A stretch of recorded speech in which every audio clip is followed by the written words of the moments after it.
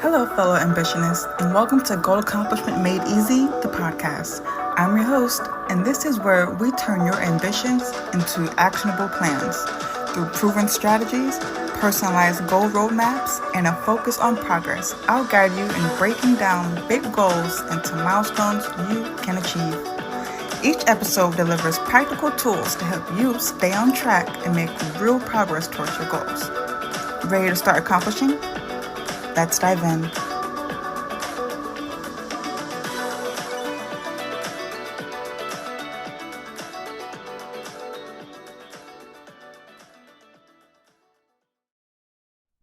All right, today we're going to talk about something that sounds simple but trips people up constantly, and that is breaking a big goal into steps.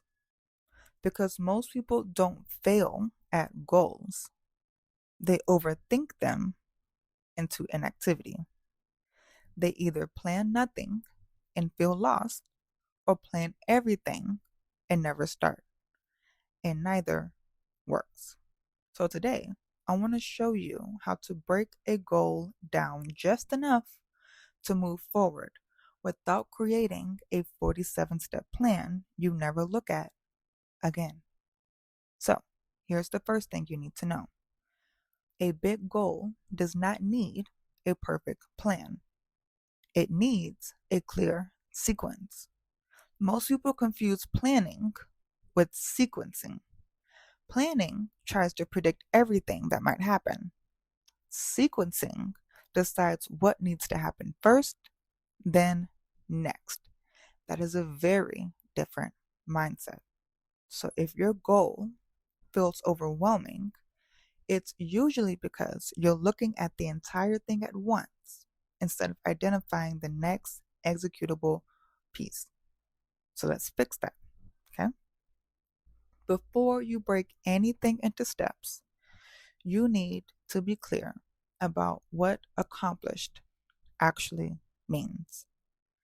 Not be more consistent, grow my business, get my life together. Those are intentions, not finish lines. A finish line sounds like submit the application, launch the website, save $10,000, complete the certification. If you can't clearly describe what accomplished looks like, you can't sequence the work. So your first job is to finish this sentence. This goal is complete when blank. Write the answer down. Step 2, work backwards, not forward. This is where most people go wrong. They ask, where do I start? And that is the wrong question. The better question is, what had to happen right before this was finished? For example, if the goal is launch the website, then right before that, the site had to be finalized. Right before that, the content had to be written. Right before that, the structure had to be decided. You're not planning everything. You're just identifying dependencies. Do this until you have about 5 to 7 steps. If you have more than that, you've gone too far. This is not a master plan. This is a working sequence. So step 3, ignore the steps you're not on yet. This is critical because once you have the sequence, you do not work on all of it at once. You focus on one step at a time. Most people feel overwhelmed because they're mentally trying to manage steps 5 and 6 while they're still on step 1. That is unnecessary pressure.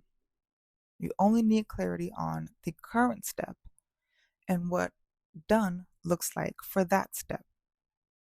Everything else can wait. Step 4, add deadlines, even imperfect ones. A step without a deadline is just a thought. Deadlines don't have to be perfect, they just need to exist. So, once you identify the current step, ask, when will this be completed? Pick a date that is realistic given your actual life, not your ideal ones, because deadlines turn intention into execution. So, step 5, decide how this fits into your week. Now, translate the step into real time. Ask yourself, how many focused work sessions does this actually require? When will those sessions happen this week? Put them on your calendar. This is where goals stop living in your head and start living in your schedule. A common mistake to avoid really quickly. Let me say this clearly. If you are constantly reworking your plan, you are avoiding execution. Overplanning feels productive, but it delays progress. Your plan is allowed to be incomplete, imperfect, and adjustable. What it's not allowed to be is endless. Okay? All of this I'm talking about, this is exactly how goals are handled inside Goal Accomplishment Made Easy, the program. We don't build massive plans. We break goals into clear steps with deadlines so people always know what they're working on, why it matters, and when it's due. That's what makes goals easier to accomplish. But even if you never join anything, this process works on its own.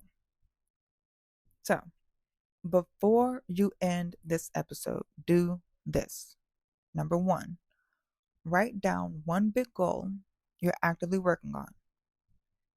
2, define what accomplished actually looks like. What does done actually look like? Number 3, list the 5 to 7 steps that lead to that finish line. Number 4, circle the step you are currently on. Number 5, assign a deadline to that step.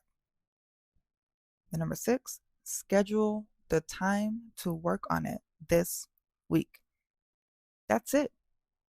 You do not need a better plan. You just need a clear next step. Progress becomes easier when you stop trying to manage the whole goal at once. So, if you want to learn more about Goal Accomplishment Made Easy, the program, you can visit goalaccomplishmentmadeeasy.com. Thanks for listening, and I'll see you in the next episode.